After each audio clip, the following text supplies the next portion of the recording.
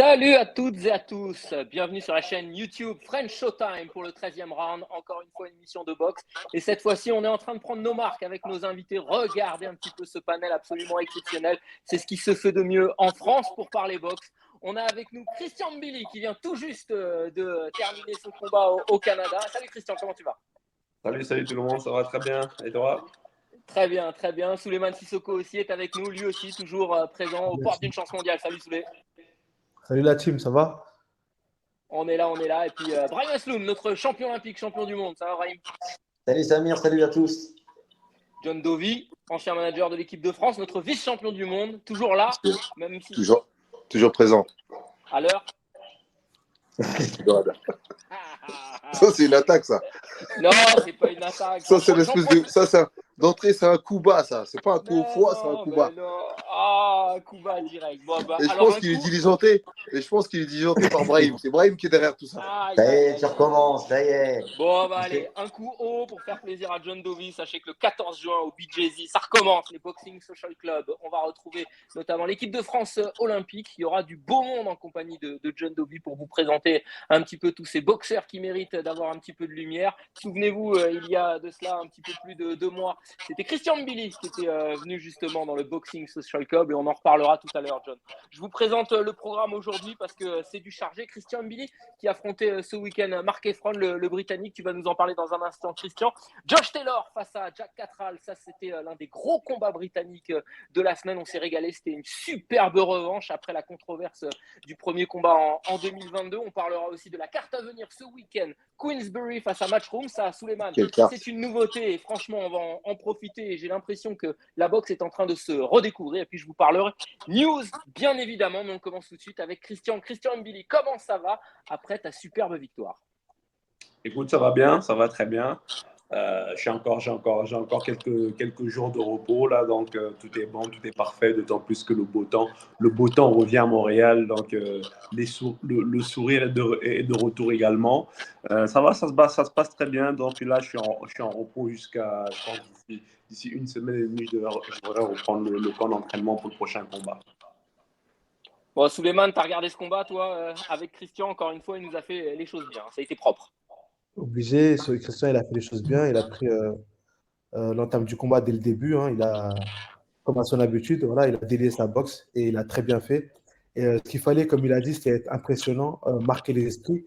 C'est ce qu'il a bien fait. Et je pense que là, déjà en ayant signé avec Top Rank, c'était un plus. C'est vraiment très bien ce qu'il a fait.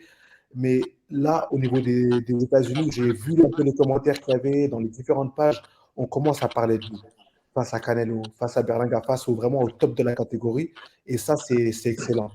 Je vois les commentaires, c'est très positif, ça continue de monter. Et là, c'est repris, c'est vraiment bien repris dans plusieurs pages qui sont vraiment bien suivies au niveau international. Et je pense que c'est vraiment un plus pour lui. Et là, on va aller step by step vers le top. John, toi, c'est ton bébé, forcément, un Christian. Qu'est-ce que tu en as pensé? Tu as pris du plaisir aussi?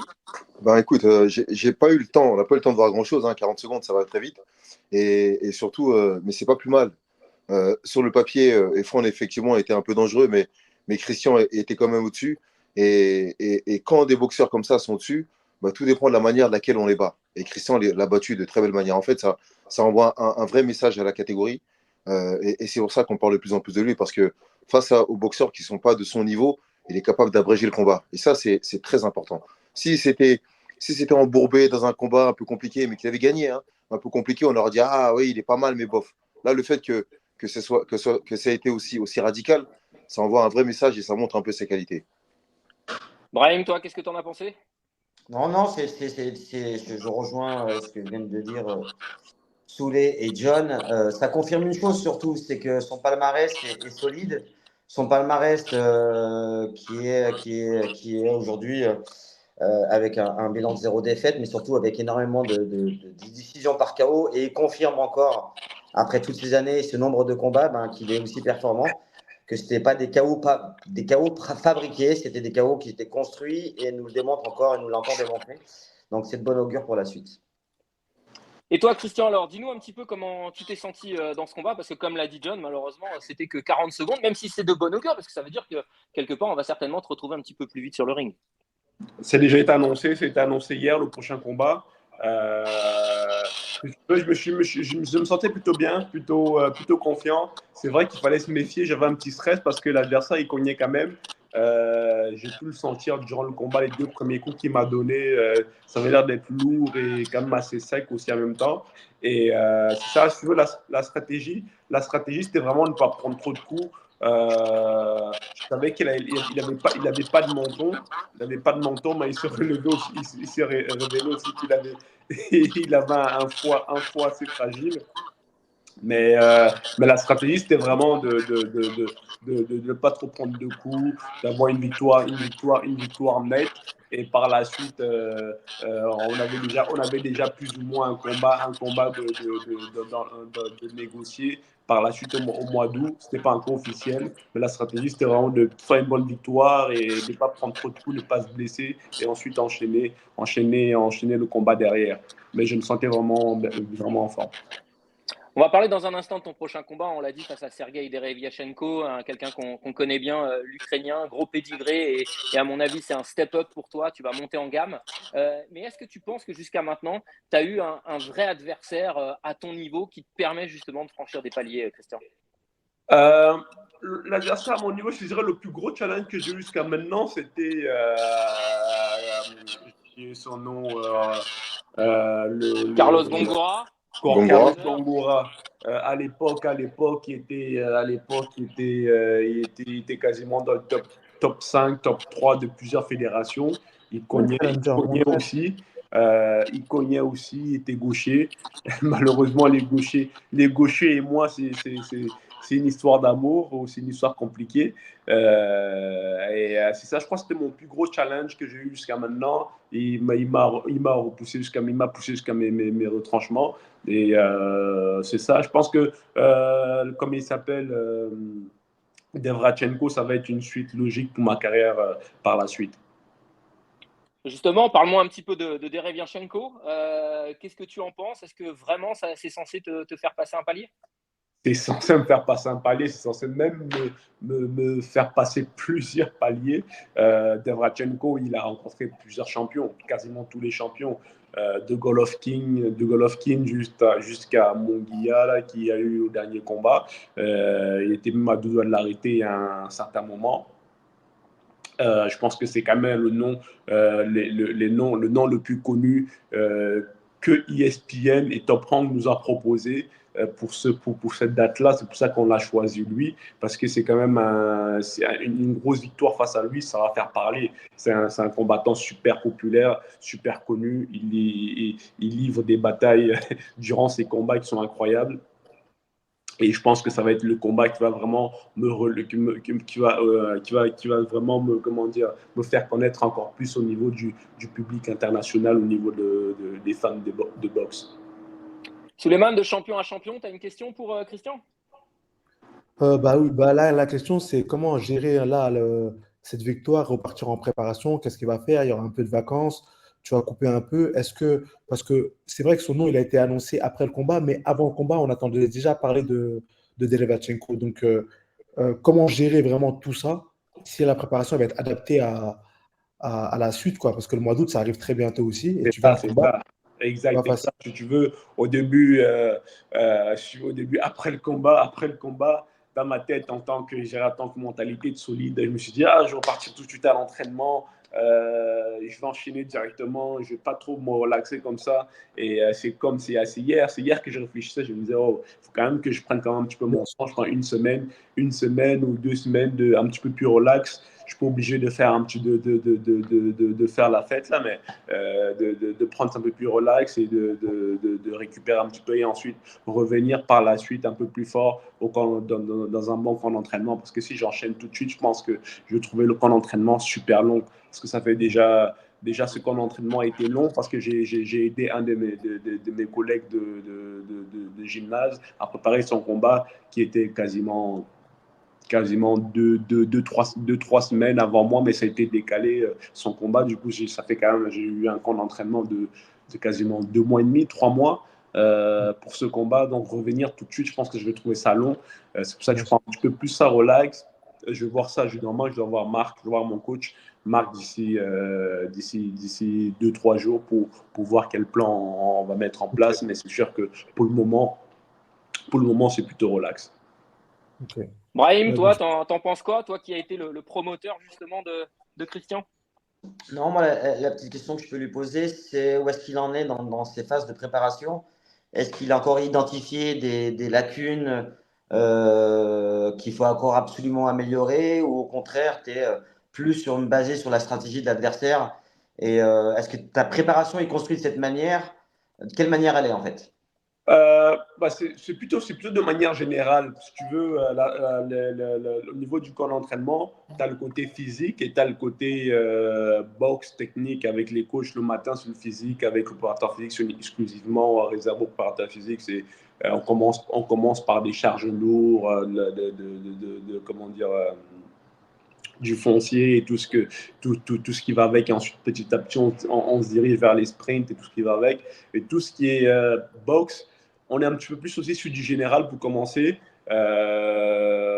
Sur du long, on fait des pads, on prépare un peu de tout, que ce soit la défense, la technique, les enchaînements. Et ensuite, par la suite, on passe dans les phases de sparring. On va vraiment chercher des sparring adaptés par rapport au style de boxeur qu'on va avoir. La plupart du temps, c'est des Américains qu'on ramène pour faire des sparring, pour qu'ils nous sparent.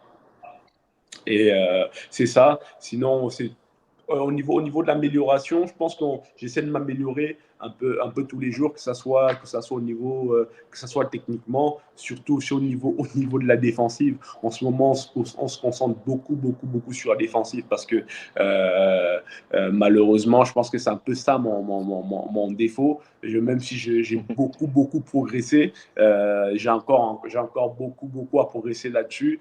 Ne pas trop s'emporter, attaquer, mettre un petit peu moins de coups, ensuite améliorer un peu plus sa défense au lieu de mettre 10 coups, peut-être mettre 5 ou 4 et par la suite intégrer une meilleure défense là-dessus. Et c'est ça. Sinon, c'est vraiment ça là-dessus qu'on est en train de se concentrer là-dessus et ensuite on passe à la stratégie de l'adversaire en fait. Comment le boxer avec les analyses de combat et prendre des sparring partenaires adaptés. Je suis assez halluciné de ta transparence, Christian, et de ta lucidité, parce que moi, c'était ça que je voulais te poser comme question, les angles effectivement à améliorer, comme le disait Brahim. J'en parle très souvent avec John en disant que pour moi, tu as déjà le niveau, très très haut niveau mondial, mais que justement, tu dois encore travailler cette défense, parce que je trouve que parfois, tu prends trop de coups en voulant être trop généreux. Ça, c'est quelque chose que vous avez clairement identifié. C'est sûr, c'est des trucs qu'on a clairement identifiés. Si tu veux, on en parle tous les jours avec mon équipe. Si tu veux, moi, je suis plus ou moins fougueux. Moi, c'est toujours la guerre. Et c'est un peu c'est l'un de mes qualités aussi. C'est aussi l'un de mes défauts parce que on peut pas vraiment aller contre ça, mais on peut l'améliorer parce que si on essaie d'aller un peu contre ça, ça va complètement changer ma boxe. Ça va un petit peu, comment dire, diminuer mes forces. En même temps, intégrer un petit peu de défensive là-dessus. C'est sûr que j'aurai jamais de défensive à la Mayweather, même si je vais essayer de travailler un maximum, à part si je me concentre là-dessus, un peu comme l'a fait Canelo, mettre 2-3 coups, deux, trois coups puissants dans un round ou 3-4 et ensuite concentrer sur la défensive. Mais moi, je ne trouve pas ça très intéressant. Mais c'est sûr que la défensive, il faut absolument que je le travaille. On continue à le travailler à l'entraînement, on met vraiment l'accent là-dessus. John, toi, c'est ton bébé, Christian, on le sait, hein, tu nous en parles suffisamment. Tu es content de ces dernières prestations? Parce que comme tu l'as dit, ces 40 secondes, ça ne nous permet pas forcément de juger.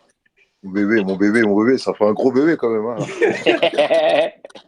Les enfants, ils restent toujours les bébés. Hein.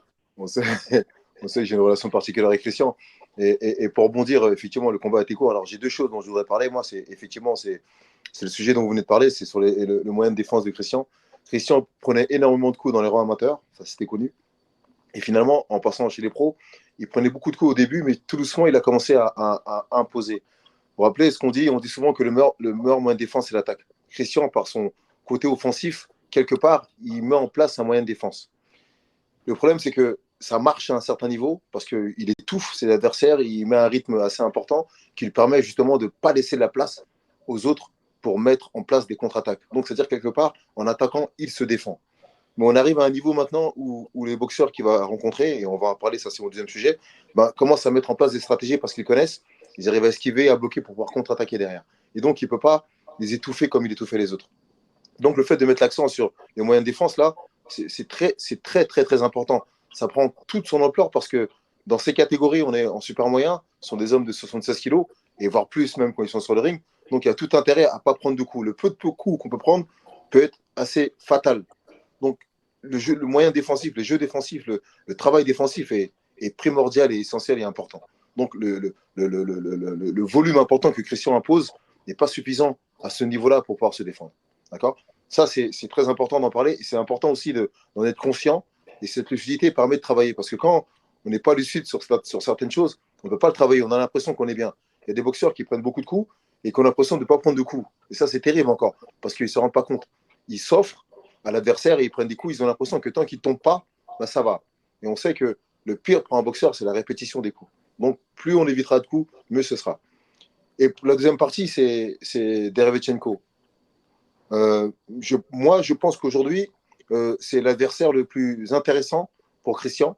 Je ne vais pas dire le plus dangereux, le plus intéressant parce que c'est un boxeur qui a un palmarès quand même assez éloquent.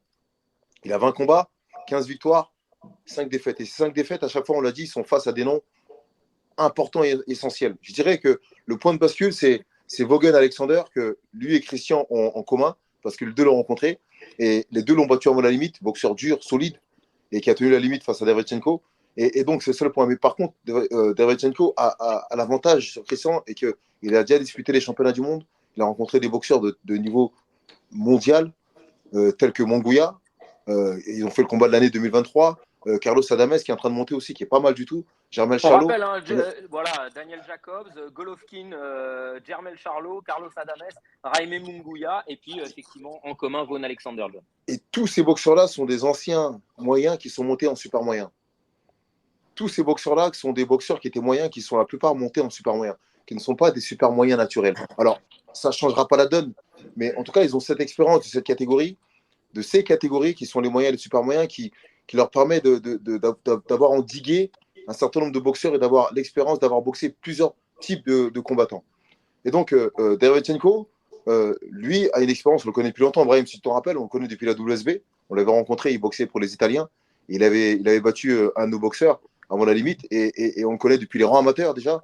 Il était numéro 1 et puis finalement, il est passé numéro 2. Il bourlingue sur le ring depuis très, très longtemps. Il a une très grosse carrière amateur. Et si je me rappelle, il a fait les Jeux de Tokyo. Et boxeur de qualité. Les Jeux de Pékin. De Pékin, pardon, en 2008, c'est vrai. Pékin en 2008. C'est ça. Et pas Tokyo, C'était les derniers, excusez-moi. C'est ça. Et donc, le truc, c'est que ce boxeur-là va obliger Christian à sortir, je dirais, à sortir de sa zone de confort. Christian, on sait qu'on le met sur le ring, il faut que ça castagne, c'est lui qui a l'offensive tout de suite, il met des coups, il passe sur les côtés, il décale un petit peu, il en prend, il en donne, il est très virulent, il est très explosif sur les coups. Là, je sais que Christian, dans sa tête, il commence déjà à se préparer, à se concentrer psychologiquement, parce que la donne, elle va être différente. Tu es d'accord avec ça, Christian? Le fait de sortir de ta zone de confort face à des Je suis d'accord. Il faut falloir sortir sa zone de confort, mais pas trop non plus, parce que. Bien sûr. C'est ce qui fait tes qualités. Ah, c'est ce qui fait tes qualités. Faut pas changer ta boxe, bien sûr. On va pas changer la boxe, mais faut pas changer ta boxe, mais stratégie différente parce que lui aussi, il va falloir l'affiner. C'est quelqu'un qui met la pression, qui met le rythme malgré. C'est fou parce que malgré son âge, j'ai vu son combat. J'ai commencé à analyser un peu son combat face à comment il s'appelle. Monguia. Il est en forme, le vieux, c'est malade. Et c'est vrai qu'il va falloir ça va être une grosse castagne. Il va falloir que ça soit une castagne intelligente. Christian, je continue avec. Pardon, John, tu as un petit problème de micro, c'est pour ça que je t'ai coupé. Vas-y, tu peux y aller. Je disais qu'il va falloir choisir les coups, il va falloir être précis, il va falloir calculer, il faut être des fois accéléré, des fois temporisé. Face à un boxeur comme ça avec une telle expérience, et quand on dit qu'un 10 rounds ou un 12 rounds, c'est une aventure, là, ça va être une vraie aventure. Avec des passages un peu différents, il va falloir temporiser, il va falloir travailler par moment, il va falloir le pousser, travailler au corps. Là, vraiment, moi, je pense que ce combat-là, ça va être le combat le plus intéressant, le plus abouti de Christian, parce qu'on va voir des vraies choses face à un boxeur de qualité. Qui va causer des problèmes à Christian et Christian devra les résoudre.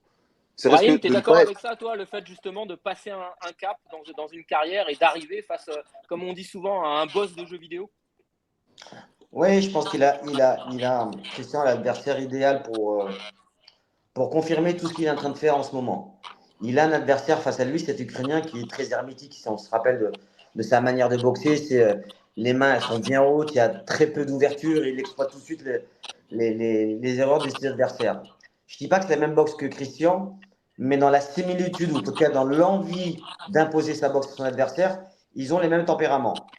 C'est pour ça que pour moi, ce combat, physiquement, ouais, c'est une guerre qui va être livrée durant 12 rounds, mais ça va être plus un combat tactique, de faire le moins d'erreurs possible, de ne pas partir à toute allure sans doute, et qu'il faudra gagner juste ce qu'il faut les premières reprises pour pouvoir, au fur et à mesure du combat, construire le combat. Ça va être vraiment une construction de combat, là.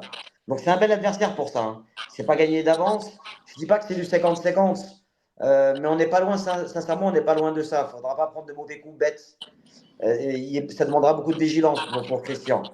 Comme l'a dit John, un boxeur qui a fait des championnats du monde, donc il a une certaine expérience. Il a 5 défaites devant 5 cracks, il fallait se les farcir. Donc voilà, sans doute qu'il va amorcer les choses différemment. Il va vouloir démontrer qu'il fait toujours partie de la shortlist. Et c'est à Christian de dire, ben voilà, je déboulonne réellement cette shortlist et je suis prêt à ce qu'il y a au-dessus.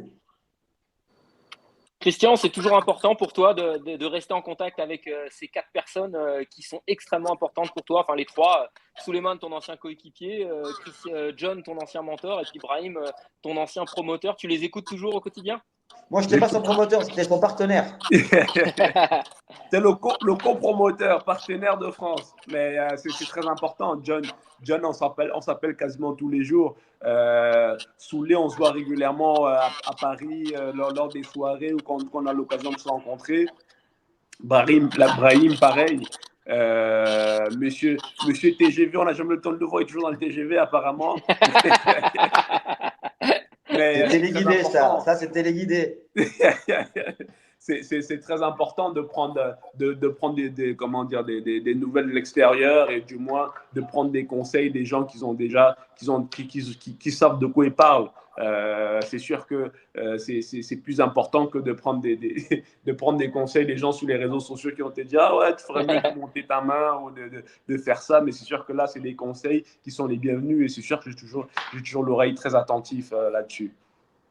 On va continuer avec toi, Christian, mais forcément, il faut qu'on parle de cet homme, Canelo, c'est l'objectif. Toi, tu te sens déjà prêt ou justement, il te faut encore un ou deux bosses de tableau à la Derek Bah, Lewis honnêtement, pour y moi, arriver? je suis prêt depuis une bonne année maintenant. Ça fait maintenant un an que avec le coach, avec l'équipe, on est prêt à aller chercher n'importe qui, peu importe le nom, que ce soit le champion, que ce soit dans le top 5, top 10. Après, évidemment, comme j'ai dit à tout le monde, c'est t'as Canelo et t'as d'autres combats. C'est sûr qu'un Canelo, ça n'a pas nécessité la même préparation et le même camp d'entraînement et le même budget pour un camp d'entraînement. C'est sûr qu'un maintenant, c'est un Canelo, là, on a 2 mois, 3 mois pour faire un bon camp d'entraînement avec des meilleurs moyens. C'est sûr que vous aurez la meilleure version, la version ultime de Christian Billy. Je suis prêt à 100%. Souleymane, petite question encore pour terminer avec Ouais. Christian et son futur? Une petite question, bah. Attends, je réfléchis. Non, bah non, je pense que Non, mais toi, tu es un peu dans la même situation en plus, tu vois. Encore une fois, tu attends le boss de tableau de façon à passer l'échéance supérieure et enfin avoir cette chance mondiale. C'est vrai que C'est c'est des vrai, situations et des moments un peu particuliers. en plus d'ailleurs, j'ai une question. Vous m'entendez? J'ai On une t'écoute, question on pour t'écoute, Christian. Soulé. On a vu des trucs passer là, mais le prochain combat, c'est contre qui? On parlait de ça à la salle la dernière fois avec l'équipe. Parce que le Canadien, il est parti combattre une autre personne là. c'est ça. En fait, le Canadien est parti combattre Boots Ennis. Du coup, je ne prendrai pas le Canadien. Et là, il y a peut-être Conor Ben, un truc avec Conor Ben à faire. Donc là, ils sont Conor Ben, il chauds. a posté sur les réseaux, là, Souleymane. Hein. Tu as vu sur C'est son ça, il m'a Insta, call out. hier, il a posté. Hein. Il t'a call out. Hein. Ouais, il m'a call out. Mais bon, on l'a call out bien avant, juste qu'on ne l'a pas rendu public, quoi. Mais oui, en tout cas, il parle avec mon manager. Eux, leur équipe, ils sont chauds pour le faire. Mon équipe aussi. Eddie Hearn, Matchroom ne veulent pas trop le faire. On ne sait pas trop pourquoi, parce que bon, je ne sais pas. Et là, l'idée, c'est de voir, en tout cas, à Vegas ou à Arabie Saoudite. Et lui et moi, on s'est parlé même d'ailleurs hier. Hein, on s'est parlé hier. Moi, je lui ai dit, écoute, si l'argent est correct, let's go. En gros, I can't wait for this fight. Il m'a dit, OK. Il m'a dit, de toute façon, ce sera correct. C'est un mec qui fait beaucoup d'argent, donc je pense que ça va être très correct. Et maintenant, hâte de faire ce combat depuis le temps qu'on le veut. Ah, ok. Il y a Mar- Tant mieux, parce qu'on se posait la question, je suis comme enfin, j'ai Souli dans un gros combat, je crois que c'est un éliminatoire. Hein. Final Eliminator. Donc, c'est Ah, bien. c'est parti. Là, ça peut même être interim title. Ça peut même être interim title parce que Terence Crawford, il a été passé Champion Races. Donc, c'est juste quand il revient, il refait une ceinture. Mais Ah. c'est pas sûr qu'il revienne, quoi. Ah non, c'est parfait, c'est excellent, ça risque d'aller vite. Ouais. Et après, moi, ce que je dirais à Christian, bah, on est un peu plus ou moins dans le même cas de figure, c'est de continuer comme il fait, continuer d'impressionner. Moi, là où j'arrive entre guillemets, faire moins bien que lui, c'est que moi, je suis un peu trop passif, je dirais. J'attends que la WBC me donne mon adversaire, etc. Et lui, il continue de combattre. Et il n'y a que comme ça que tu vas continuer de progresser, il n'y a que comme ça que tu vas continuer d'améliorer, etc. Donc, c'est excellent ce qu'il fait. Et d'ailleurs, c'est pour ça que moi, là, je ne vais pas forcément attendre la WBC, etc. Je vais essayer de combattre là rapidement pour pouvoir être comme lui, actif et toujours monter crescendo en termes d'adversité. L'importance de rester actif quand on est athlète. C'est vrai que le piège, c'est qu'on a compris, hein, sur le podcast, on en parle tout le temps, et on parle de l'aspect politique. C'est important aussi, il y a l'aspect sportif. Et malheureusement, ou heureusement, je ne sais pas, il y a un aspect politique qui joue aussi bien en amateur que chez les rangs professionnels, dans les rangs professionnels. Et la seule vérité du ring, c'est l'activité. Un boxeur, il doit boxer, en fait. Peu importe les titres ou pas les titres. J'aimerais dire un truc par rapport à Christian. Justement, on posait la question pour savoir l'intérêt de Canelo. Je dirais que c'est une vraie problématique. Canelo ou pas Canelo? En fait, on se rend compte que Canelo, déjà, il a perdu sa ceinture IBF parce qu'il n'a pas voulu rencontrer le Cubain. Et je disais aussi qu'un boxeur comme Canelo, aujourd'hui, il est tellement connu, il est tellement reconnu qu'avec ceinture ou sans ceinture, il aura toujours la même renommée. Tout le monde voudrait le rencontrer, Canelo. Il est champion du monde, certes, aujourd'hui, dans cette catégorie des super moyens. Il détient, je dirais, 3 ceintures et demie maintenant. Mais s'il avait 0 ceinture, ce serait pareil aussi. Il aurait toujours la même renommée, il boxerait. C'est un boxeur d'impact, Canelo, c'est vrai. Et donc, je me dis, tant qu'à faire, qu'il abandonne les ceintures. Comme ça, les boxeurs en dessous, comme Christian, puissent disputer pour être champion du monde, pour avoir la chance d'être champion du monde, et après, peut-être le rencontrer. Donc, ça peut être intéressant aussi. En même temps, c'est vrai que rencontrer Canelo, financièrement, c'est intéressant aussi pour Christian. Avant même de l'aspect sportif, il y a un aspect financier qui peut être intéressant. Donc, l'un dans l'autre, soit Christian il est champion du monde parce que Canelo abandonne ses ceintures et c'est bien et il se fait de l'argent parce qu'il défend sa ceinture de champion du monde et il est challenger aujourd'hui, il peut devenir champion du monde, ou soit on rencontre un Canelo et il ravit les 3 ceintures à Canelo et en même temps il a une renommée parce qu'il bat aussi Canelo et parce qu'il y a une somme importante aussi à la clé de tout ça. C'est sûr.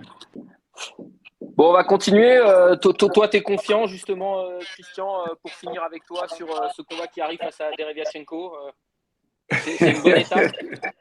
Non, je ne suis pas confiant. Je pense que ça va être un combat dur. Je ne suis pas prêt. Salopard. Non, évidemment, je suis confiant. Comme je dis toujours, j'aime bien venir pour un combat, mais j'aime massacrer l'adversaire. Mais là, je vais essayer d'être subtil. Je vais essayer de faire preuve de plus d'intelligence. Je pense que ça va être un très gros défi pour moi, un très gros défi pour mon équipe. Et c'est ça, on est prêt à relever le défi et par la suite aller chercher Je pense que ça va être vraiment, comme quand je parlais avec mon promoteur hier, ça va être vraiment la porte d'ouverture par la suite à Canelo ou du moins les autres ceintures parce que là, il y a l'IBF qui va sûrement être vacant officiellement dans quelques jours.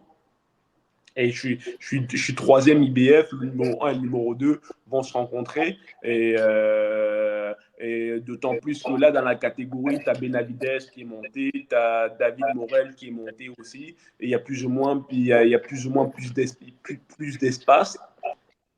Et je pense que c'est le bon moment, c'est le bon timing pour graver encore plus son nom dans la catégorie et dire qu'on est là pour aller chercher les ceintures de championnat du monde. Mais, je finis avec toi rapidement. Ouais, vas-y, Suleiman, vas-y. J'ai juste une petite question parce que Brahim qui est là, et c'est vrai que je n'ai pas eu le temps de te la poser.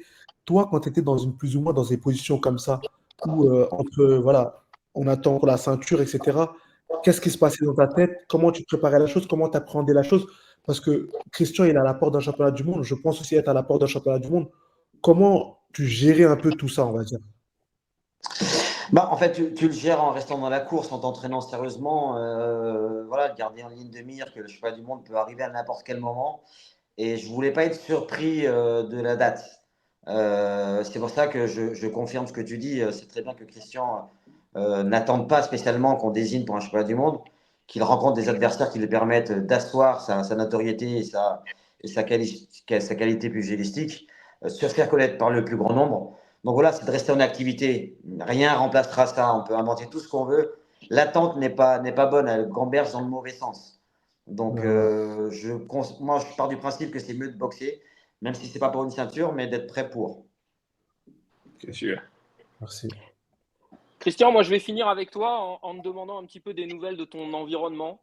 C'est vrai que certains ont dit que tu avais fait le bon choix de partir au Canada, d'abord avec Yvon Michel, maintenant avec Camille et Stéphane. Est-ce que toi tu confirmes que c'était le bon choix ou il y avait peut-être mieux à faire pour prendre des raccourcis, sachant qu'aujourd'hui bah, tu es très bien positionné, tu viens de signer avec Top Rank et moi j'ai l'impression que ton environnement il a toujours été très stable avec Marc Ramsey et Samuel Descaries. Exact, exact. Je pense que j'ai vraiment été chanceux de tomber sur cette équipe. Euh, j'ai vraiment un très bon environnement, que ce soit d'entraînement, l'équipe de promoteurs actuellement avec Ivor Tiger Management. Je dirais que je suis vraiment très chanceux. Je dirais que je suis un peu le chouchou du groupe. Tout le monde, peu importe mes demandes, peu importe ce que je veux, je suis vraiment une équipe qui est à l'écoute de mes besoins, qui est à l'écoute de vraiment mettre comment dire, tous les instruments à ma disponibilité pour vraiment aller performer. C'est sûr que je suis très chanceux et je pense que ça a été la meilleure décision de ma vie.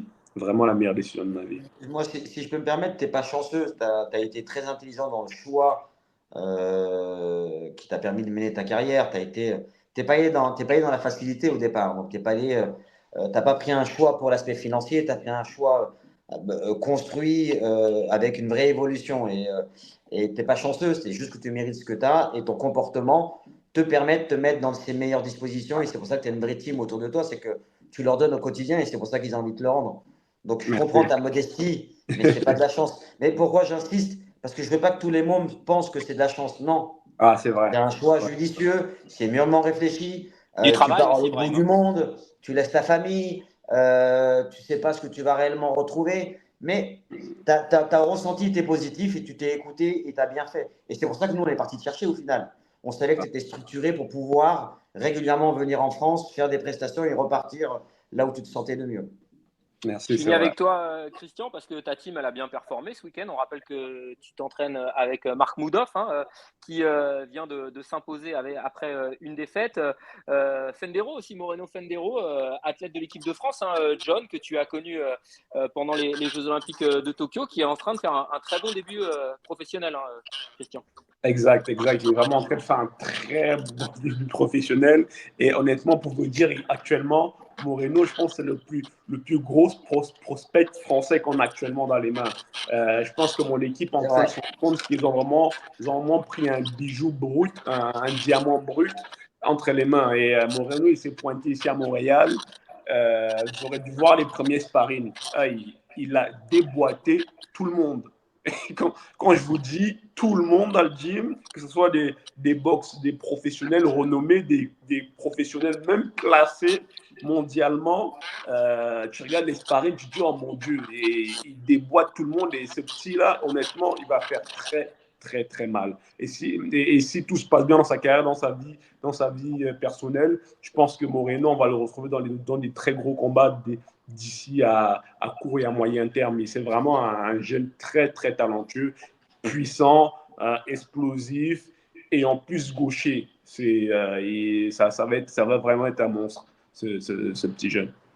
On en parlera très bientôt, hein, d'ailleurs, de Fendero Moreno. On essaiera même de le recevoir, John. Forcément, c'est encore un de tes petits.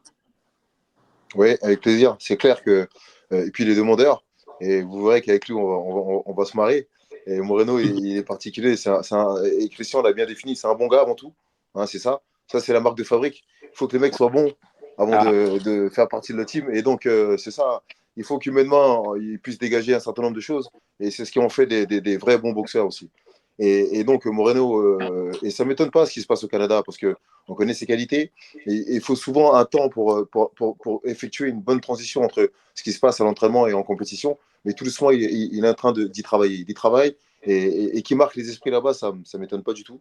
Et en tout cas, quand on voit sa trajectoire déjà pour cette première année, il est un peu sur la même trajectoire que Christian. Christian, la première année, il avait beaucoup boxé.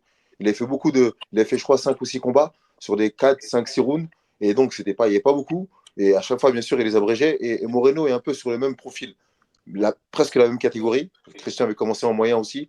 Et ils sont, je dirais, sur la même lancée. La seule différence, c'est qu'ils n'ont pas un style qui est identique. Et il y en a un qui est gaucher et l'autre qui est droitier. Mais en tout cas, on espère à Moreno, et comme le dit Christian, une carrière aussi brillante que celle de Christian. Bon, on va continuer. Christian, si tu veux rester avec nous, tu es bien évidemment le bienvenu. Mais au programme, on doit aussi rapidement parler du combat entre Josh Taylor et Jack Catterall. Brahim, c'était un superbe combat ce week-end. Une revanche du combat de 2022 qui avait fait polémique. C'était en Écosse, alors que là, c'était à Leeds, en Angleterre. Et franchement, ça a été un combat dantesque, Brahim. J'aurais aimé vous en parler, mais malheureusement, je ne l'ai pas vu le combat. Ah bah voilà.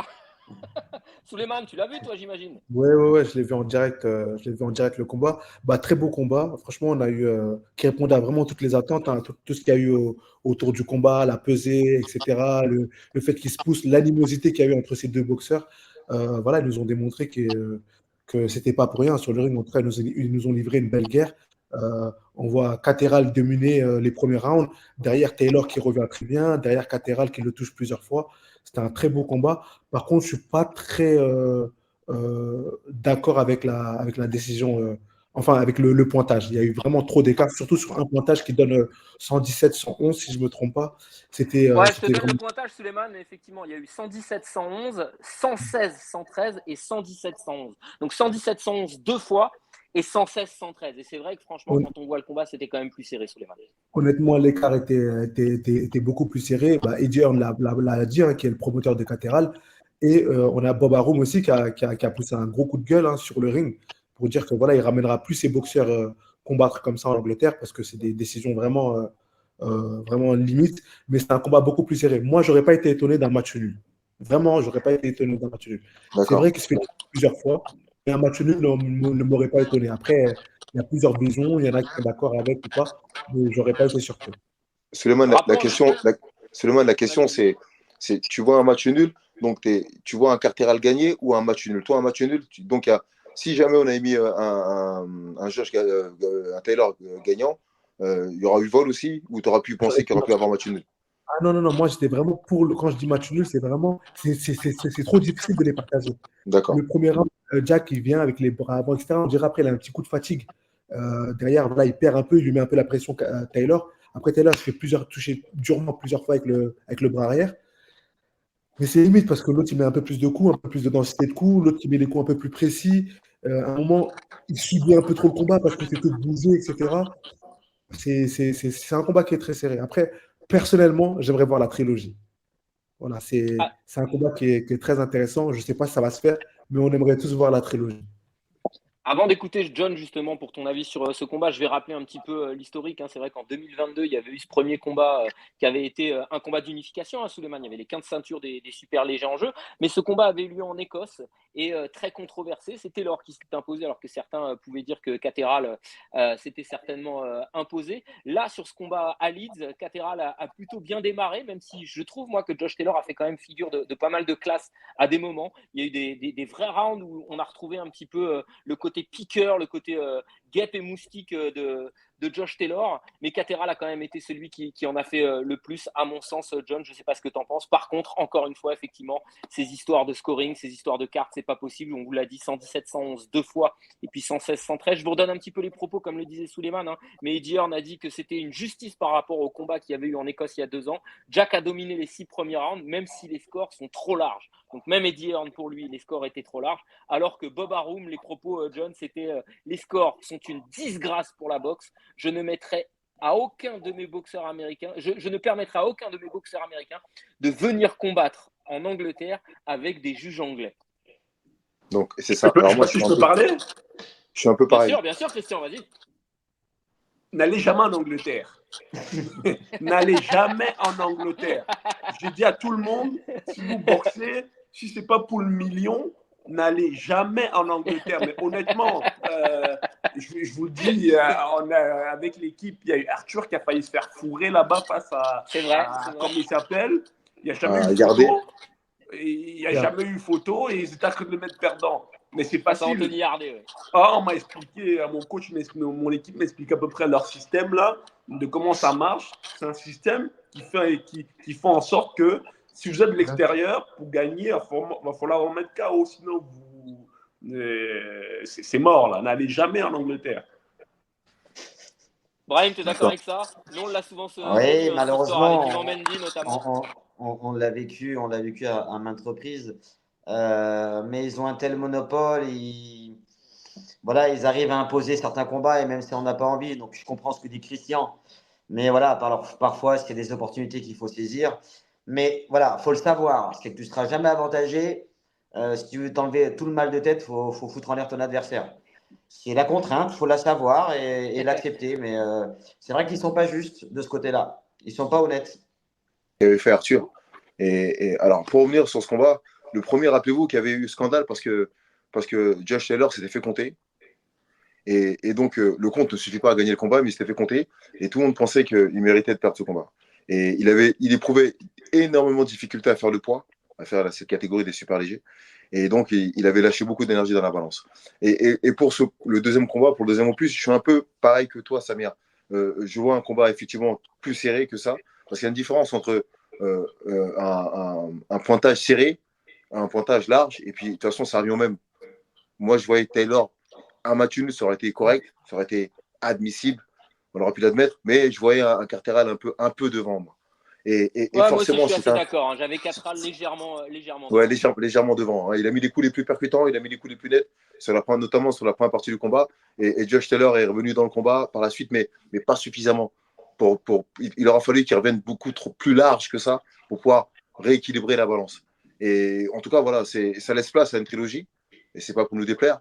Et ce qu'on peut dire, en tout cas, c'est que ces deux hommes se détestent cordialement. Ils se détestent avec une haine incroyable. Et je pense qu'après le combat, il y a une forme de respect. Vous savez, moi, je Ouais, pense c'est que. ça, John. Moi, c'est ce que j'allais dire. C'est vrai qu'ils se détestent, mais moi, j'ai trouvé que justement, Taylor il Ouais, a ouais. dit respect, mais je veux une trilogie, mais beaucoup de respect envers Catral. Ils ont dit Mais on bien a fait sûr, parce que 4 il ans se passe un ensemble. truc, c'est qu'ils s'aiment pas, ils s'aiment vraiment pas. Et en fait, les Anglais, on peut regarder les combats anglo-anglais, ce sont vraiment, il n'y a pas de trash talking pour du trash talking. C'est-à-dire que on fait pas de cinéma à la pesée pour vendre des billets. Ils s'aiment vraiment pas. Ils viennent souvent de Londres ensemble, mais de Londres Est ou Ouest. Donc c'est vraiment des quartiers et des endroits qui se détestent cordialement parce que en toile de fond de tout ça, c'est des équipes de foot souvent. Et donc ils se détestent vraiment cordialement. Et ils font des vrais combats, mais il y a un profond respect. Et pour deux hommes qui ont partagé quand même 24 rounds ensemble, il y a forcément moins un respect qui s'installe. Et je me rappelle des combats à l'ancienne. Je vois un Riddick Bowe et un Holyfield qui ne s'aimaient pas non plus. Mais après cette trilogie, et même, je dirais même après le deuxième combat, il y avait un tel profond respect entre les deux Ali que Frazier, finalement, c'était la même, hein, John. Hein. exactement, Ali face à Frazier. exactement. Et encore ça, c'est notre histoire. Mais ce que je veux dire, c'est vrai, avoir partagé autant de temps sur le ring, et puis on sait que l'autre qui était un ennemi à la base devient quelque part un partenaire. Il sera ennemi pendant le combat, certes, mais à l'issue du combat, on sent que sans lui, on n'aura pas pu faire une telle prestation. Christian, toi, je sais que tu es pote avec lui, mais il y a Kevin Lele-Sadjo, qui est un petit peu dans ta catégorie, qui est un peu le même en rivalité. C'est encore possible, ça, ou non? Toi, tu es C'est clairement sur encore les chances possible, c'est mondiales, là. encore possible. Écoute, Kevin Ele Sancho, il monte dans les classements du VBC. Il monte dans les classements, il fait des trucs. Écoute, je ne sais pas si j'ai le droit de le dire, mais je vais le dire pareil. Je ne sais pas si je dois, mais quand on nous a, lorsqu'ils nous ont donné les listes de combattants qu'on avait, parce que comme maintenant je suis avec ESPN, je suis avec Top Rank et ESPN. Je suis avec Top Rank et ESPN et mon promoteur aussi. ESPN et Top Rank nous donnent des listes d'adversaires. On nous donne une date, on dit on a telle date, on veut que tu combattes tant, lui. Et dans cette liste, il y avait Kevin Lele Sancho. Sadio, ouais. Sadio, excusez-moi. Et j'ai regardé le coach, j'ai dit, écoute, si on fait ce combat au Canada, pourquoi faire? Eh oui. Déjà, il y a ça au Canada. De deux, dans les trois noms qu'il y avait, c'était celui qui allait m'apporter le moins d'exposition internationale. C'était peut-être le mieux classé niveau WBC, peut-être, mais il y avait Kitrov, non pas Kitrov, j'ai oublié son nom, l'autre russe là qui va sûrement combattre pour le championnat du monde IBF qui vient d'être vacant. Lui, il nous a déjà refusé. Donc, on savait qu'il allait encore nous refuser. Le seul qui pouvait nous exposer à l'international, c'était Devrachenko. Donc, on s'est dit, bah, normal qu'on va chez Devrachenko. Il est meilleur renommé, il est beaucoup plus populaire. Le combat ici au Québec, deux Français qui se tapent dessus ici au Québec, ça serait clairement inutile. c'est sûr que ce combat, pour moi, il est encore dans les classements. Peut-être dans un an ou deux, ou dans 2-3 combats, si Canelo il veut toujours pas défendre ses titres face à une personne de sa catégorie. On ne peut pas encore le faire, mais c'est sûr qu'en France, ça sera la meilleure place pour organiser cet événement. Et c'est vrai que c'est typiquement le genre d'événement, hein, Brahim, qui pourrait éventuellement relancer un petit peu la boxe avec des grosses promotions et justement des gros chèques. Ouais, c'est une affiche qui peut que plaire, qui remplira quoi qu'il arrive. Peu importe la jauge, je pense que c'est faisable. Et surtout, c'est deux box assez explosifs. Nous, public français, c'est ce genre de combat qu'on affectionne énormément et qui attire du monde. Bon, on continue parce qu'on voulait un petit peu la suite. Comme je vous l'ai dit, Taylor, lui, il aimerait une trilogie face à Catral. Catral, lui, eh bien, il devrait affronter le vainqueur du combat entre Devin Haney et Sandro Martin, hein, l'ancien champion d'Europe qui eh bien, a été ordonné challenger numéro 1 de la WBC. Catral a aussi provoqué Souleymane, ça tu as dû le voir sur les réseaux sociaux, Ryan Garcia. Histoire de faire un bon billet. Bon, en tout cas, on suivra tout ça parce que je vous rappelle aussi que le 29 juin prochain, cette catégorie des super légers est encore relancée avec notamment Teofimo Lopez face à Steve Claggett. Et on n'oublie pas l'un des chouchous de John. Je vais te laisser nous en dire un mot dans cette catégorie avec Soubriel Mathias, bien sûr. C'est vrai, Soubriel Mathias que j'apprécie tout particulièrement.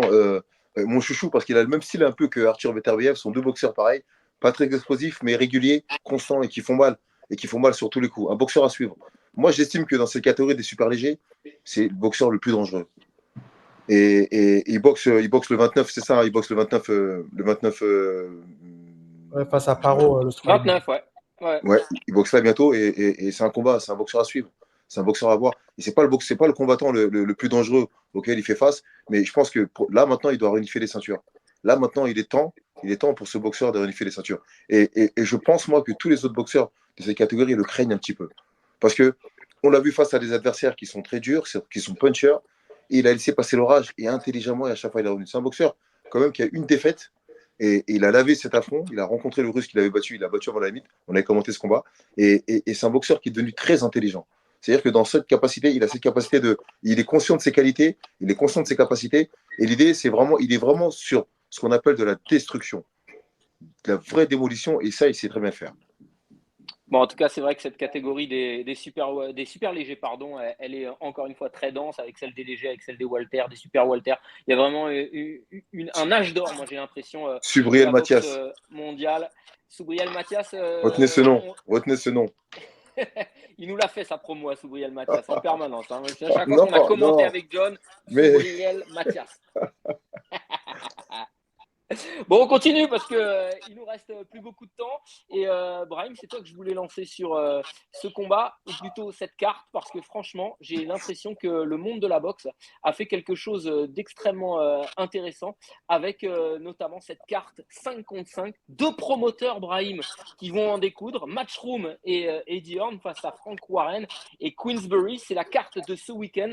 Et il n'y a que des beaux combats avec Deontay Wilder face à Zhilei Zhang, le chinois, Dimitri Bivol face à Malik Zinad, même si on aurait préféré voir Beterbiev, Ergovic face à Dubois, Austin Williams face à Shiraz et Raymond Ford face à Nick Ball. C'est super d'avoir eu cette idée, Brahim. C'est pas la première, mais ça ne fait que confirmer cette tendance. Ouais, j'adore le concept. Voilà quelque chose de nouveau, voilà quelque chose de rafraîchissant. D'avoir deux écuries de renom avec des boxeurs de renom qui vont se rencontrer. Voilà, il y a un double intérêt dans ce genre d'événement. Il y a bien évidemment l'intérêt individuel de chaque combat. Et puis, il y a aussi la puissance de force des deux promoteurs. Donc, ça inclut plein de choses. C'est excitant, ça présage de bonnes choses pour la suite. Et franchement, il va y avoir des belles revanches, il va y avoir des beaux combats et on peut imaginer plein de choses. Ce concept peut nous permettre de voir ce qu'on attendait depuis ces dernières années, des vraies confrontations. Souleymane, t'en penses quoi, toi? C'est encore une bonne idée, ça, pour essayer de développer encore un peu plus la boxe. Bien sûr, encore Turki Ali qui frappe très fort sur cette fight card. Voilà, il veut relancer la boxe. Ouais, Il a pardon, c'est relancé. vrai que c'est à Riyad. Excuse-moi, Souleymane, mais c'est une carte en Arabie Saoudite. On C'est l'a pas ça, c'est en précisé. Arabie Saoudite. Les boxeurs sont arrivés, ils sont tous très bien accueillis. Il met énormément d'argent sur la table. Donc voilà, aujourd'hui, les promoteurs, qui étaient tous en guéguerre face à l'argent, ils sont tous réunis. Il a mis tout le monde d'accord. Il a mis tout le monde d'accord. C'est exactement ça. Et je ne sais pas si vous avez entendu parler, il aimerait faire américain contre mexicain.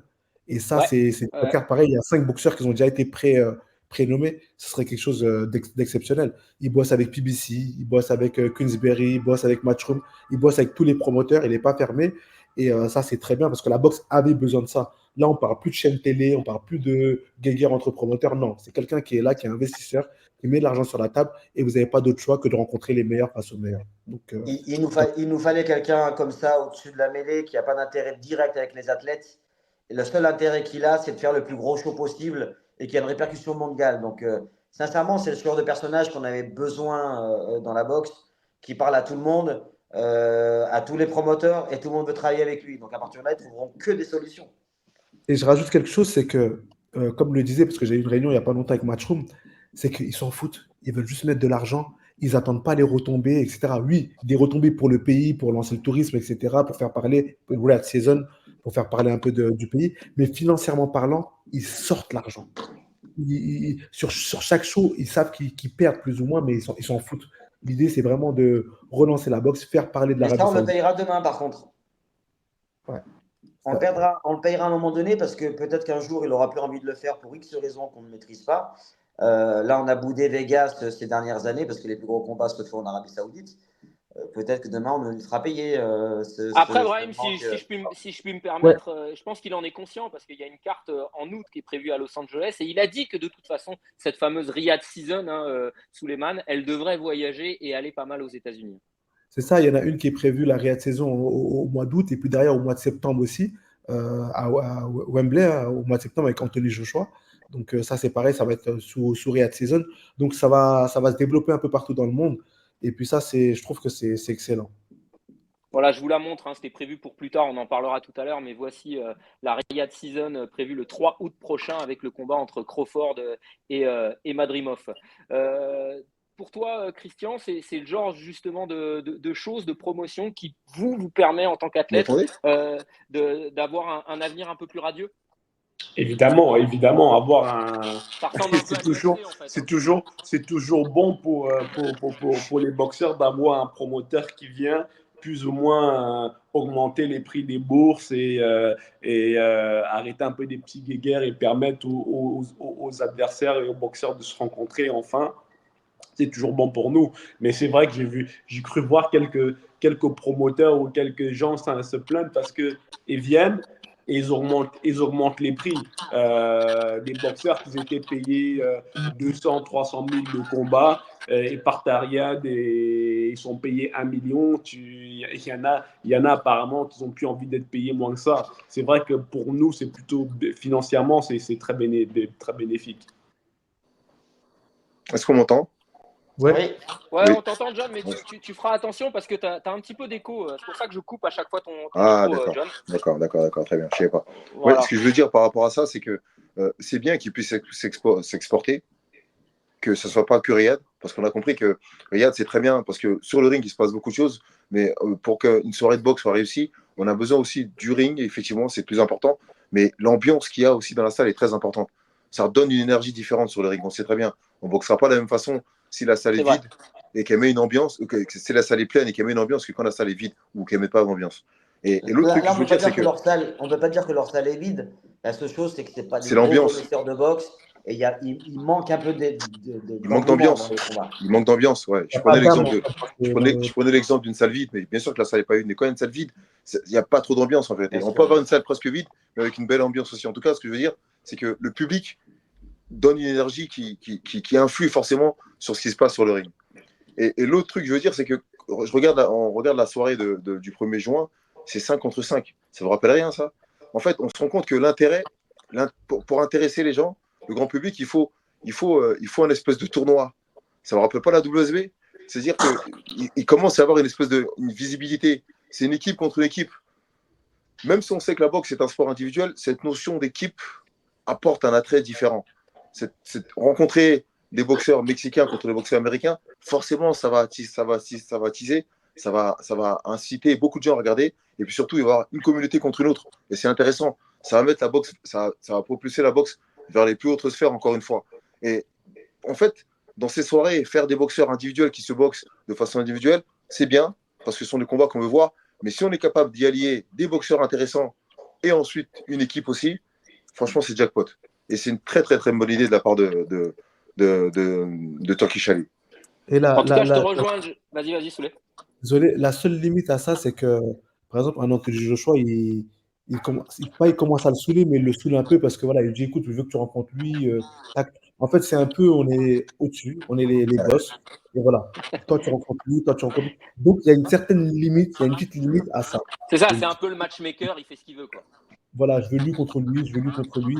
Et c'est beaucoup ce qui se passe, on va dire, sur les réseaux sociaux, quoi. Où ils parlent beaucoup de ça, c'est que ils viennent, ils veulent, on va dire, coloniser tout le monde, et puis voilà, ça va être ça, et puis basta. Donc c'est la seule limite, je dirais, à ça. Et ça rejoint ce que Christian disait face à l'argent, ça rejoint aussi, voilà, ce qu'on se disait. Souleymane, Christian, justement, moi j'ai la sensation que ça ressemble un petit peu à ce qu'a fait l'UFC. Est-ce que c'est pas de ça dont finalement a besoin la boxe? Ça rejoint aussi ce que dit John dans les cartes un petit peu d'équipe, c'est de se dire s'il y avait qu'une seule structure, une seule organisation, type la NBA ou l'UFC, la boxe changerait totalement. Christian, tu veux y aller? Ouais, je pense que honnêtement, pour les fans de boxe, c'est très bien. Forcément, il met les combats que le public veut voir. Il organise ça. Après, c'est sûr un combat, exemple, un combat de Crawford face à Canelo, je ne sais pas si le monde de la boxe est vraiment très intéressé. Mais c'est sûr que lui, il veut faire des combats, des combats qui donnent envie ou qui y a un peu de suspense. Mais reste à voir jusqu'à où il peut aller. C'est sûr que, comme on dit, l'argent peut permettre beaucoup de choses. Mais c'est sûr qu'avec un boxeur comme Joshua, qui est déjà plus ou moins financièrement très bien, au bout d'un moment, il peut avoir des limites avec lui. Vas-y, écoute, moi, ça ne m'intéresse pas. Mais c'est sûr qu'avec des petits boxeurs un peu moins que Joshua, à partir du moment qu'il te sort un gros chéquier, toi, tu te dis, let's go. Je vais pas refuser d'affronter un tel gars parce que mon équipe me dit non ou parce qu'on ne veut pas l'affronter lui. C'est sûr que pour le moment, il a tout ce qu'il faut pour avoir ce que lui il veut, mais est-ce que c'est ce que le public veut? C'est ce qu'il faut, c'est ce qu'il faut voir. C'est bien d'organiser des combats, mais il faut des combats quand même qui aient du sens. Encore une fois, c'est par rapport à Crawford, Canelo, que moi je trouve qu'il y a, je ne sais pas quel sens il peut avoir là-dedans. L'autre qui monte de 2 ou 3 catégories pour aller rencontrer un autre boxeur. Et pourtant, Crawford, il est déterminé, il est convaincu qu'il peut le battre. Hein. Bon, en tout cas, ce sera à mon sens l'histoire d'un autre débat dans une autre émission. Je vous rappelle quand même rapidement la carte, messieurs, avec effectivement ce superbe combat entre Deontay Wilder et Zhilei Zhang. Un petit tour de table très rapide. John, tu vois qui? Je vois un Wilder, moi. Wilder qui a annoncé d'ailleurs Souleymane que si jamais il perdait, il pourrait potentiellement prendre sa retraite. Hein. Yeah, il a dit effectivement, je pense qu'il a raison, il a fait de gros combats, etc. Donc ça, c'est vraiment le combat le plus important pour le moment, en tout cas, de sa carrière. Et je l'ai vu, en tout cas, en prépa, il a fait beaucoup de pistes. Avant, ce qu'il faisait un peu moins, il a fait vraiment beaucoup de travail sur la capacité physique parce que sur les dernières phases de combat, il est un peu plus fatigué. Donc ça peut être un bon fight. Brahim, tu vois qui, toi? Je rappelle quand même rapidement que Deontay Wilder, il a quand même perdu 3 de ses 4 derniers combats. C'est quand même sacrément surprenant. Et puis que Zhang, lui, il reste sur des défaites face à Parker et Ergovic, même si celle-là, elle est extrêmement controversée. Et 2 superbes KO face à Joe Joyce. Et moi, écoute, ces derniers temps, je trouve que Wilder accentue beaucoup plus le travail technique. C'est ce qui lui manquait, le punch. On n'en doutait pas une seule seconde, mais c'est vrai qu'il y a beaucoup de lacunes techniques, tactiques, quoi. Mais n'empêche que je vois Zhang parce que c'est un mec, c'est un bloc, ça encaisse comme pas possible, C'est ça un bœuf. accepte de les prendre, ça les rend. Franchement, ça va être compliqué pour Wilder. Limite, je ne le vois pas résister, tu vois. Et je ne le pensais pas il y a quelques années de ça. Hein. Christian, tu vois qui? Moi, ça va être un combat serré. Moi, je pense que soit avant la limite, Wilder ou l'autre Sing Zhang là au point. Bon, on continue rapidement. Dmitry Bivol, a priori, il ne devrait pas y avoir de souci. Souleymane face à Zinad, même si on aurait préféré qu'il affronte Beterbiev. On rappelle qu'Arthur Beterbiev, le Russe qui vit au Canada avec Christian, a eu une rupture du ménisque. Ouais. Après, bon, eux, ils font pas partie du 5 contre 5, c'est le main event. Ouais, ils sont pas dans le Le main 5, mais ils event, sont dans le main plutôt. event. Ouais. Voilà, ils sont dans le main event, et ce sera le co-main event. Mais oui, je vois Bivol gagner ce combat au la main. Christian, même Ouais, chose, bon, Bivol c'est en sûr. attendant Beterbiev. Et il va gagner tranquillement ce combat et Beterbiev viendra s'occuper de son dossier. Allez, dernier tour de table. Autre combat poids lourd. Philippe Ergovic face à Daniel Dubois. Christian, tu vois qui? Ergovic, David Dubois. Ergovic, il est quand même. Dubois est cogne, mais je pense qu'Ergovic, il y a moyen qu'il gagne ça, assez bien. Ergovic. John? Alors moi, c'est le cœur qui parle, forcément, Philippe Ergovic aussi. Brahim? Ouais, je pense qu'Ergovic, je pense qu'il est capable de continuer à marcher, à avancer sur ses adversaires. C'est vraiment sa première qualité. C'est un encaisseur pas possible et il en donne autant qu'il en prend. Je ne sais pas si Dubois s'est remis de tous ces tracas. Je le sens moins dans le coup. Souleymane? Je vais aller contre vous, je vais prendre Dubois. Moi, j'étais un petit peu comme toi, Souleymane. Moi, je trouve que justement, il s'est un petit peu remis, Daniel Dubois, qu'il a connu quelques difficultés. Mais on rappelle sa victoire face à Jarrell Miller, grosse victoire. Et puis, ses 2 défaites, c'était face à Joe Joyce. Il était encore un peu tendre. Et puis, face à Usyk, le roi incontesté. Bon, en tout cas, c'est une superbe carte à suivre. Je voulais aussi vous rappeler très rapidement que chez les poids lourds, ça continue, puisqu'il y a aussi, au mois de juillet, une très très belle carte avec un gros combat. Je suis en train de vous la chercher pour vous la proposer. La voilà. Regardez, ça vous donne pas envie ça? Joe Joyce face à Derek Chisora. Et ce sera le 27 juillet, ça, John. Je vois pas l'intérêt de ce combat. J'ai pas envie, moi, de voir un Chisora contre Joyce. Pourquoi tu fais ton rabat-joie? Moi, Chisora, je l'aime bien, Chisora. Il est en fin de carrière et le donner face à un Joyce, effectivement, qui doit se racheter une respectabilité, c'est vrai. Mais il y a des combats comme ça, on voit pas l'intérêt. Alors, ça va ramener du monde, effectivement, parce que les gens ont envie de voir. Mais pugilistiquement parlant, c'est un combat qui me dérange un petit peu, moi. Chisora, il est sur la fin, Chisora. C'est un boxeur de cœur. Moi, au contraire, je trouve que c'est un combat intéressant pour Joyce, principalement. Peut-être un peu moins sur Chisora. Ça y est, il a fait sa carrière. On n'est plus sur la fin. Mais pour Joyce, c'était génial. Il a un adversaire idéal, un adversaire qui va permettre de le faire sans doute briller, à lui de le saisir, à lui de confirmer qu'il fait partie encore du peloton. Alors, certes, pas de tête, mais qu'il est toujours dans le peloton. Non, moi, je trouve que le combat, au contraire, est intéressant. Ça va être excitant. Souleymane, il te plaît, toi, ce combat? Ouais, ça va 2 être un Anglais bon combat. encore. Entre 2 Anglais, ça va être un bon petit fight. Derek Chisora, on pense tous qu'il va être sur la fin. Moi, j'ai parlé avec lui plusieurs fois parce qu'on est dans le même groupe de management. Enfin, j'étais dans le même groupe de management que lui. Et il va aller jusqu'à 50 combats. Il en a 45, donc il 47, pardon. Et moi, je trouve ça dommage parce que je pense qu'il est un peu ouf. Honnêtement, je pense qu'il est un peu ouf. Ouais. Faire des trucs comme ça, c'est pas bon. C'est pas bon. Après, le mec, il est comme ça, il est piqué de la boxe et il veut continuer au moins jusqu'à 50 combats. Je trouve ça dommage. Christian, tu vas t'arrêter avant 50 combats, toi. Bah, non, non. Je m'arrêtais avant 50 combats. Ce que je disais, moi, je m'arrêtais assez vite. Là. J'atteins mes objectifs et je file. Mais c'est vrai que Chisora, il prolonge beaucoup sa carrière. Là. D'autant plus, c'est un gars qui a pris beaucoup de coups, qui a pris des gros KO. Pour moi, ça, à ce niveau-là, ça reste quand même des combats assez dangereux. Bon, allez, on va en rester là. Je voulais vous présenter un petit gars, mais on se le gardera pour la semaine prochaine, John.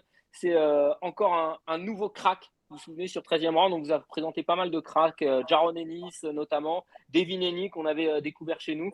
Je vous donne au moins son nom, c'est Jalil Hackett et je vous raconterai son histoire. Souleymane, je sais que toi, tu en as entendu parler puisqu'il vient de signer chez Matchroom. Exactement. J'ai vu ça. Il vient de signer chez Matchroom, donc c'est très bien. Très bon boxeur, très bon prospect, qui fait parler de lui-même aux États-Unis. Et il y en a beaucoup comme lui, donc hâte de voir ses premiers combats là avec Matchroom. Sachant Voilà, qu'il je en vous a le mets déjà de côté. il a déjà 6 Ouais, ou il 8 en est à combats. 8 Ouais, combats, 8 combats, 8 8 combats. victoires, Voilà. 7 victoires avant la limite. Il a 21 ans, c'est un garçon qui a commencé très jeune chez les professionnels. C'est un pupille de Floyd Mayweather, mais je vous garde l'histoire parce qu'on n'a plus beaucoup le temps et on s'en reparlera. Allez, on termine avec quelques news pour vous dire notamment que eh bien, Ryan Garcia, son échantillon B, est revenu pour son test antidopage et il est revenu positif. Donc, on attend maintenant la décision de la commission new-yorkaise pour savoir si on va lui donner la défaite face à Devin Haney et si surtout il risque une suspension. On parle de 2 à 4 ans. Lawrence Okoli, ancien partenaire aussi de ta promotion, Souleymane, s'est imposé dans la nouvelle catégorie Bridgerweight, entre les lourds légers et les poids lourds. Donc, un titre mondial WBC pour Lawrence Okoli qui est peut-être justement bien hybride dans cette catégorie. On nous a annoncé aussi que Fundora a accepté le défi face à Errol Spence Jr. Ce sera certainement au mois d'octobre au Texas pour la ceinture WBC de Fundora. Fundora qui doit abandonner sa ceinture WBO.